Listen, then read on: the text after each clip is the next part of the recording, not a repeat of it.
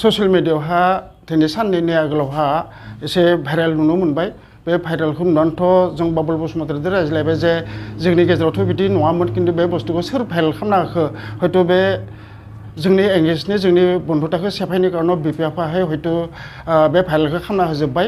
आरो जोंबो खामानि मावनाया नंगौ आरो लेनदेन खालामनायाबो नंगौ जों टंला बे बुकजिरा हटेलावनो जों लेनदेन खालामदोंमोन खिन्थु नंगौखायनोथ' जों खुला खुलिहै बे बुस्थुखौ खालामनाय जादों आरो बाबुल बसुमतारीनिफ्राय आं फैसा लानाया नंगौमोन आरो बे फैसाखौ बिथांनो रिटार्न होनो कारनथ' जों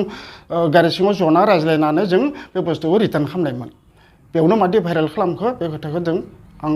बुंनो हाजोबासै आरो बे भाइरेल खालामनाय मानसिफोरखौबो आं एसे बुंनो सानो जाहले सब जों बिटिसिनि मानसि नंखायो आरो बर' हारिबो नंखायो खिन्थु निजेदो निजे गावदो गाव बिदि खालामनाया मोजां जायाखै मानो कारनाव भबिष्यतनिबो खोथा दङ आरो सबनिबो किसुमान खोथा बाथ्रा दङ बे कारनाव बे